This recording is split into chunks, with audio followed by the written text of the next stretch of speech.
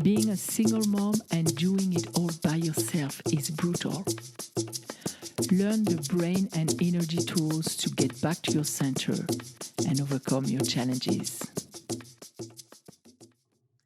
Welcome to Single Moms Doing It All, the podcast to help you overcome your challenges and learn to co-parent with the universe so you make your life easier.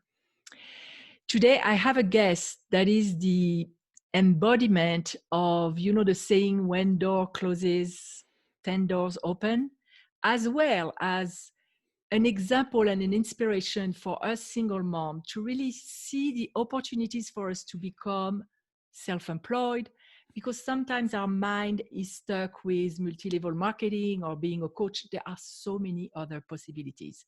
So our guest is Jeff Mendelson. He's the founder of Effectivo.Social, a digital marketing company located in Miami, Florida. With a deep international business experience, Jeff has successfully transitioned from various tech and sales positions to becoming a consummate entrepreneur. He started and built his company with a foundation that includes delivering services at scale and employing a worldwide network of freelancers, bloggers, web designers, and project managers. Since going independent, because he was fired from his last job in January 2009, Jeff has dedicated himself to designing his own lifestyle and enabling his staff to do the same. Welcome, Jeff. I'm very happy to have you here. How are you? I'm doing great. Thank you for having me. I'm excited because it's going to inspire and open the minds of our single moms today, hopefully. I So, hope we can do that. I hope we can break through a few people. yes, like you said last time, if we break through with one, it's even enough. I wholeheartedly agree. So before we go into your expertise, I would like it if you could tell us your story and how you ended up being an entrepreneur today. What was your journey? Sure. So the long and short of it is that most of my corporate jobs were not really challenging.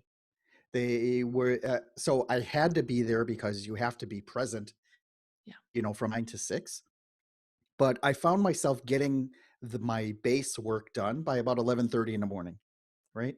And keep in mind, a lot of this was pre-internet. So it's not like you could just go home or work from home or go off wherever. And, since I'm not a smoker, like I couldn't go outside, to have a smoking break. So it got kind of weird. I'm just sitting there like, okay, I need to look busy somehow, but I already figured things out. And I would try to take on additional projects. And, sometimes, upper management would get a little bit territorial about it. They wouldn't, oh no, you're the tech support guy, so you're not supposed to touch anything but tech support. Okay, great. I just started teaching myself new technologies. Like at the time in the United States, real estate was the big thing. So I went and got a real estate license, mortgage broker license. And I knew right away that once I had that license, I needed to create a website. So what do? I went to the local supermarket. I got those little booklets that you find them at the doors, in the front of the supermarket that show like all the apartments that are available. I researched all of the advertising realtors there and I looked at their websites. I'm like, God, these suck. So I can make better ones, right? So instead of selling mortgages, I decided to spend the next 4 or 5 months creating a website. The website was nice, but I didn't really sell anything until finally a friend of mine just basically told me like, hey man, you're in the wrong business. You're not that type of salesman. Your gift is somewhere else. And I took it to heart, and that's really how it got started. I taught myself, Joomla and WordPress. I'm like, okay, yeah, it's nice to know, but a lot of my knowledge at the time was nice to know. It was all very technical. It was all very, up in my head. And then I came across, I don't know, something like whatever Craigslist was at the time. I started working for this one woman who needed help with her websites, and she had this web developer that was practically raping her on price for all of the changes that he was asking for. And I knew that the things that she was describing, like takes me a minute and a half to do. Why does she have to pay hundreds of dollars to get to change the copyright date from 2007 to 2008? I mean, come on, that's not how it works. So I cut a deal with her, and I found myself working on her stuff while still sitting at my corporate desk job. Oh, wow. And that was really interesting because then people would just see me, fingers on keyboard, from 9 to 6, and I'm fast and furious with everything. Everything was getting done, and I was working on all my other stuff. Now I start winning awards, right? Most productive employee of the month, employee of the year, like I'm being asked to all that, and then I get laid off. I'm like, okay, great. So I already built this little cottage, this small side hustle. And I'm like, something, I think I can grow this to a little bit more. And that's really how it started. Was, just it started with one, and then it And moved on from there. what I like in your story is that first, there are so many people who are stuck in a job that they don't like. They're bored all day and they dream about something else. But in a lot of cases, what you hear with going to be an entrepreneur is like, make the jump. You need to believe in your dream. You need to jump and leave everything behind. And they somehow Yeah, without a guilt you. parachute. Yeah, good advice. Yeah, they guilt you into doing that. If you don't do it, that means you're not really passionate about what you want to do. So I really stand against this kind of messages. And you did it the other way.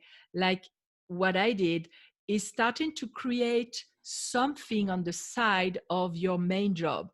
And your forte was also that you knew how to take an angle so that it would be the best for you because you were not that kind of salespeople, like you said, and you use your expertise to create something and help people. Mhm. That's amazing. Um, The other part of that was, after I got home, fed the kids, watched Lifetime with the wife, all that stuff, and after I did all that, then from like 9 until midnight, go, go work on the other stuff even more. So I was literally putting in, like 12 to 16-hour days with everything that was going on. and I know that because we talked, I know that you employ a lot of single moms. And for the single moms who are listening and that they think they absolutely can't do it because they only have maybe half an hour and it's not enough to create a business, what could you tell them for that? The same thing. It starts with one. Okay. And let's say, for example, you're a pretty good writer. Maybe you're not the top writer. Maybe if you can write 500-word blog posts in about an hour on any interesting subject, then in my view, really, what makes you the expert on any one thing? It's really just knowing 1% more than the loudest person next to you. That's really all it is. You don't need a PhD in writing in order to get yourself employed as a writer. So what I found was, initially, the needs for my company was that I don't need a full-time writer. I don't need someone, writing hundreds of blog posts a week. Really, what I had was, I started out with my 5 or 10 clients, and it was enough work. I think I was giving, these people maybe like 5 to 10 hours of work a week. 5 to 10 hours a week is very manageable Yeah. in terms of all the other things that she would have going on, Yes. right? Between, bringing the kids to kindergarten, and then, going home for a few hours, sitting in a coffee shop waiting for the kids to come home, and then, doing husband wife things, and putting the kids to bed, and then working 2 3 hours. There's nothing wrong with that. And because not a lot, all of the work that I provide is not defined as a 9 to 5 job. I don't need you to be present at 10 or 11 in the morning in order to speak with me. Email's enough, text message is enough. So once I'm clear as a boss for providing the guidance, I just know that eventually it's going to get done within a standard time frame, and that's worked out for me then, and it works out for me today. So, in fact, it's more a question of organization and knowing how to prioritize, even for single moms. I know because I'm doing it myself. I mean, I've done it. I started several years ago with the business, and it's a question of organization. There is also the part of knowing your nature. I know that I'm someone who pushes too much, so I have to hold myself back. Some people need to push themselves. It's knowing yourself and then balancing all that and organizing yourself, right? Yeah, that's pretty much it. I mean, what I can tell you is that there is nothing more exciting than making your first dollar online. Yes. There, Ah, you and know, when you're sleeping. Oh, the day that I sold something while I was sleeping, I celebrated like crazy. That was a very small sale, but oh my God, even it if was amazing. just Yes. getting someone to pay you, to pay you for a job that, that in your mind, so for a writer to write is Yeah. like, that's not a hard thing to do. Yes. I'm not a writer. I mean, if someone puts a gun to my head, yes, I can put 500 words together. I would rather have my teeth pulled, but I can do it. Right. But, but for someone who loves writing or loves writing social media posts or loves bookkeeping or, any one of these jobs that can be done offline or at your computer at home from a library, from a coffee shop, where have you.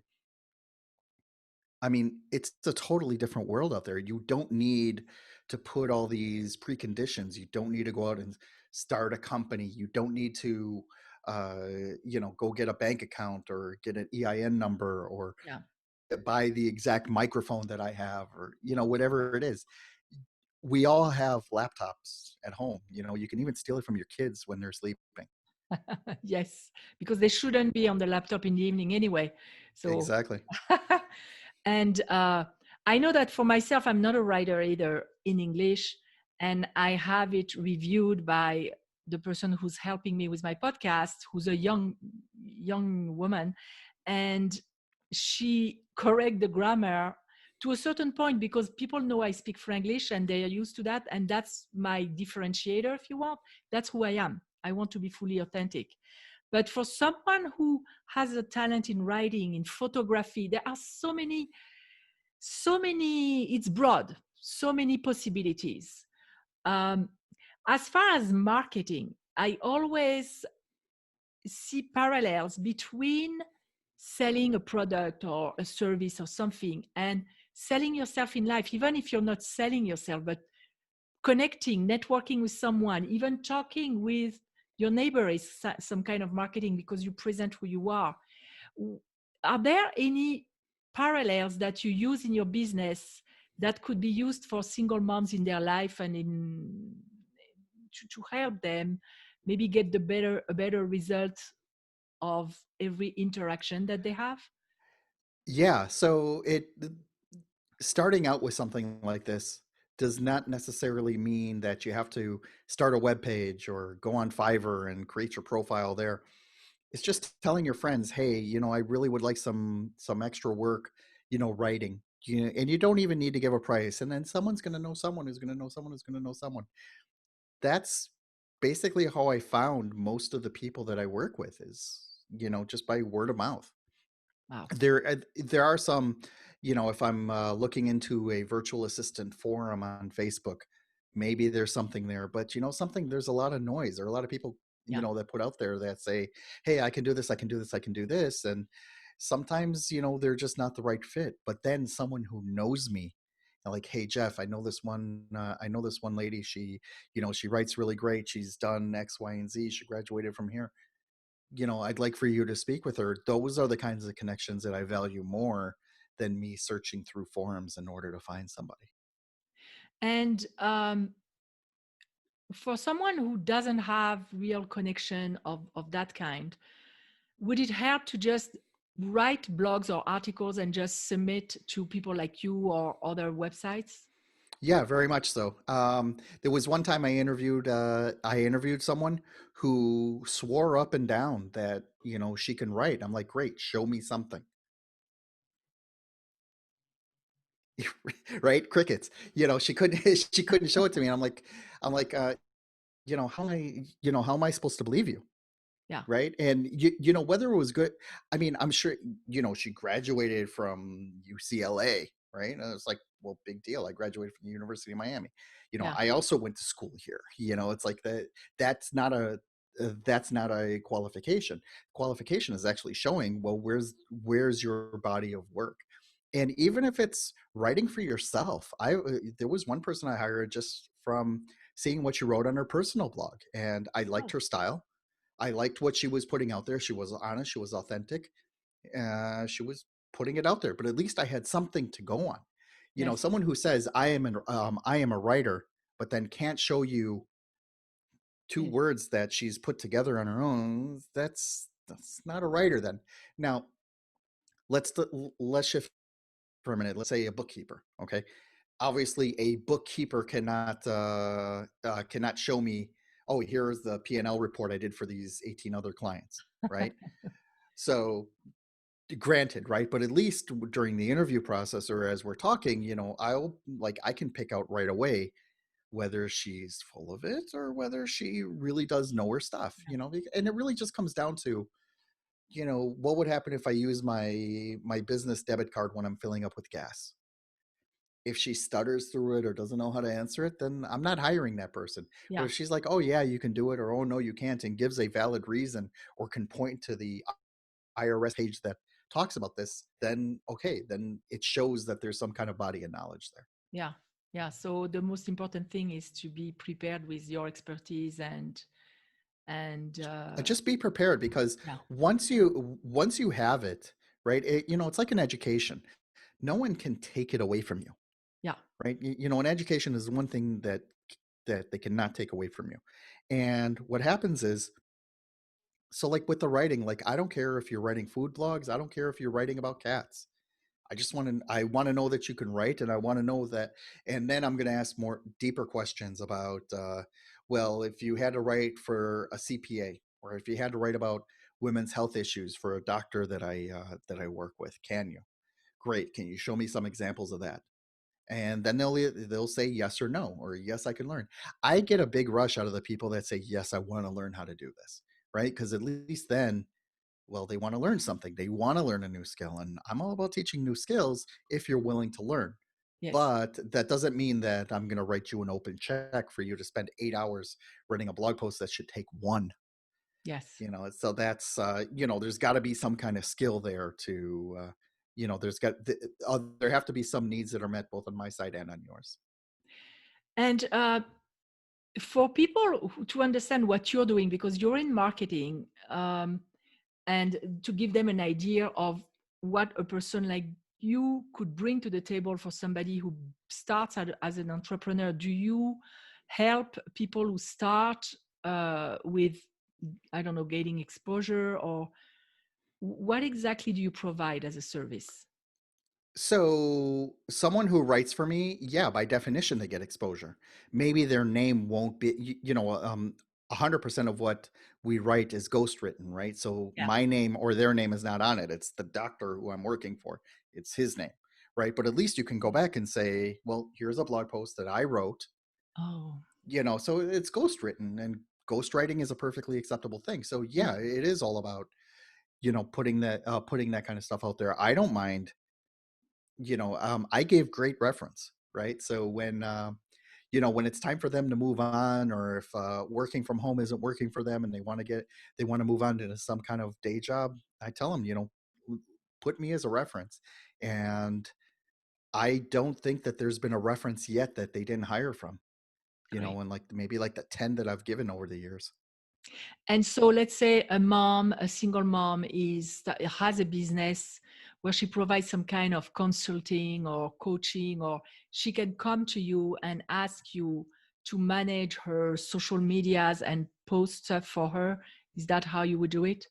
Yeah, basically. So, um, the social media part, right, is it really comes down to it depends on the subject, first of all, right? I mean, the whatever you're writing about, you should come off as authentic, Yes. and you should come off as real. Now, some industries, I can't be authentic in your voice, right? So let's say, for example, someone's a life coach and she talks all about curing phobias or something. Yes. that's not going to come from me. Yeah, I can't hire for that. That's yeah. something that you really got to put out there. And I can show you like the best ways to do it, but those are the kind of things you can't do. But let's say, for example, you want to be a financial writer. Great. You can just pick any of the top 10 topics that we're talking about today on CNN, write about those, even if it's your own opinion, right? Just, put it out there. Why do you think that this is a right policy decision or a wrong policy decision? Put it out there. Many people have opinions and they're on TV. So, So you know, how do you know what your client, you ask them for their opinion before you ask the person to write the blog or the post? so for the most part, the clients that I have, I've already written up a profile. I Okay. know what they're looking for. So I have two OBGYN doctors, right? Okay. One I know is more light and airy, very happy-go-lucky guy, and he has a good practice and everyone loves him. The other one is much more serious, right? It's just baby factory. They want to give good advice, but they don't want to be too doctory. They don't want to diagnose things on a blog. So their blog posts are much more serious. I already know this stuff before I even start writing for them. And the writers that I hire, for example, I need them to be versatile enough that they can write in both situations. Yeah. Now, not everyone is going to be right for every single client that comes through my door, right? Yeah. So that's why I have to have relationships with several writers, right, on a part-time basis as opposed to one writer on a full-time basis, right? So say for example, I get a financial writer, but the other writers I have on staff don't really write financial stuff well. My next step is to go to one of the freelancing sites like Upwork or People Finder or whatever it is, and find somebody who can write these kind of blogs for me at a good price. And the same things apply. I'm going to look for some kind of portfolio. I'm going to ask a bunch of questions, and judging by how they answer or don't answer, that's how I'm going to decide whether to hire them or not. So what are the pitfalls? I just What are wonder. the pitfalls? Some of the pitfalls are um, they think that they can work from home, but they really can't. Right? They can't find a quiet place to work. Or if they're really their only time that they can manage to work is at 11 o'clock at night. I'm sorry, at 11 o'clock at night, you are not at your best. You're Yeah. just not. So, something has got to give there. The idea of knowing of taking ownership. You'd be surprised how many writers, like good writers, don't check their work and let really stupid English mistakes get through. That's damaging to the reputation. Yeah. So there's got to be some kind of ownership. There's got to be some kind of the drive to produce good work, right? And if that drive isn't there, or if they treat the job as like fifth place after their husband, kids, and soccer practice and all that, great, then maybe you shouldn't be writing about it, right? Because there are plenty of other people that can manage all those and manage them very, very well. I mean, I've Yeah. worked with people that had 8 kids, and her work was stellar all the time. She was just a It- workhorse. And it's I've had other about people, yeah. it, it's true, mistakes can happen, but when you put your pride into your work, it's probably very seldom. um, there is a question I ask every one of my guests, and it's about self-love, because I find that my clients and the people who listen to me, very often we talk about self-love and they don't even know what it means to them. So everyone has his own definition. What is your definition of self-love? What does it mean for you? allow uh, Allowing yourself the freedom to be critical of of your shortcomings, and the drive, like, okay, I can do a little bit better. But something, it's like, I don't want anyone to have some kind of guilty feeling that, oh, I didn't write something good enough today. Okay, fine, tomorrow's another day. We all make mistakes, move on. Yeah. The point is that you really do need to sit up straight, shoulders back, chin up, and just say, yes, I can do this. And that confidence comes through even on the phone, even if we can't see each other face to Yeah. face. I can tell when someone's slouching and when someone is perked up, ready to go. comes through in their voice. Even if even standing up while you're talking, does wonders, especially like during an interview when people can't see you. It's great.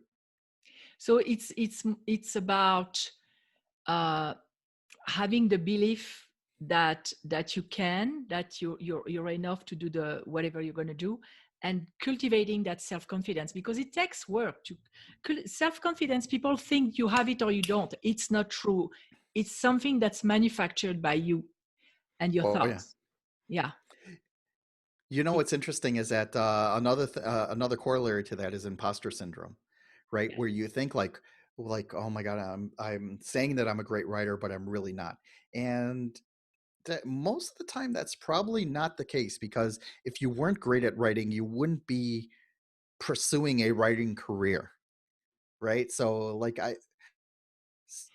when you artificially put up these roadblocks to I can't do this, I can't do that, well then you're probably right. I mean, if you put enough blocks into it, but at the same time, it's like, what's the worst that can happen? I'm gonna say Yes. no.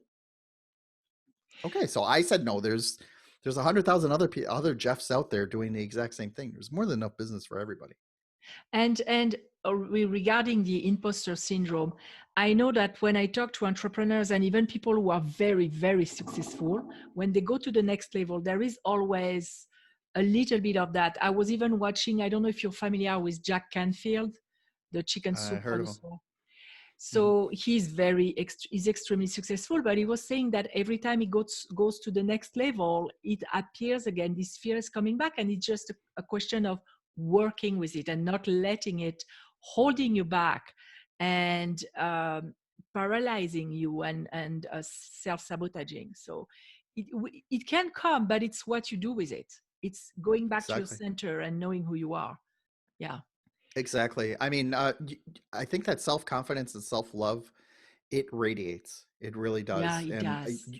and I'm a pretty good judge of people that do practice it and people that don't. And I think that people that don't practice it, there are probably some underlying issues going on there anyways that are going to be problematic. So when I sniff that out, it's usually an indication of, okay, maybe I should back off here a little bit. It definitely can be felt, both Hmm. on the brain level because of what you see, and on an energy level. My audience knows that we talk about energy all the times here.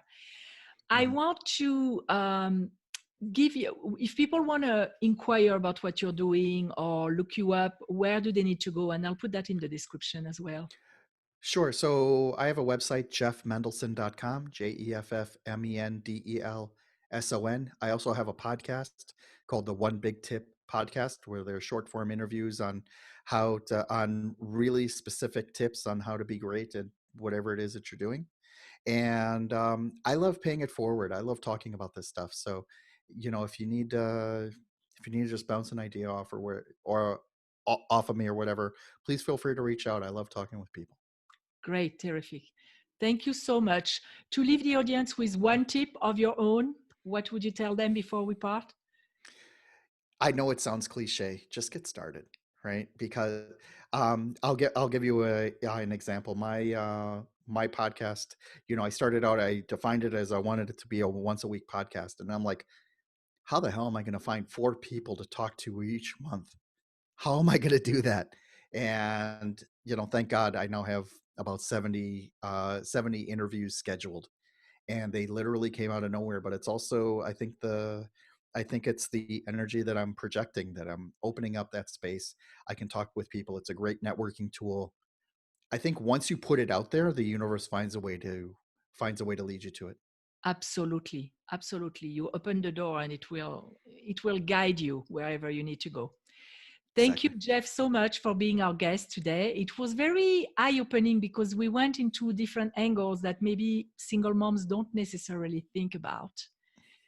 And I agree. I find I find the subject endlessly fascinating. I think that